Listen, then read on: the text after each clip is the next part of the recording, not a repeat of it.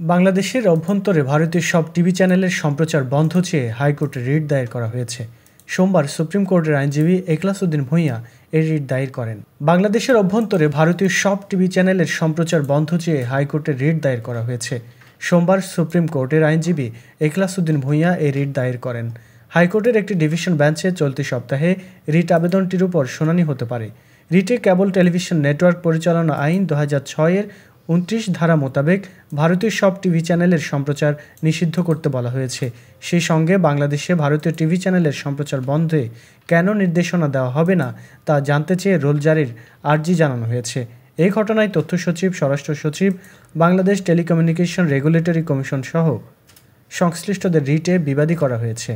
রিটকারী আইনজীবী এখলাস উদ্দিন ভূঁইয়া বলেন, ভারতীয় চ্যানেল স্টার জলসা, স্টার প্লাস, জি বাংলা, রিপাবলিক বাংলা সহ সব টিভি চ্যানেলের সম্প্রচার বন্ধ চাওয়া হয়েছে। এই চ্যানেলগুলোতে বিভিন্ন উস্কানিমূলক সংবাদ প্রচার করা হচ্ছে। এছাড়াও ভারতীয় চ্যানেলে বাংলাদেশের সংস্কৃতি বিরোধী বিভিন্ন অনুষ্ঠান অবাধ সম্প্রচারের ফলে যুব সমাজ ধ্বংসের সম্মুখীন।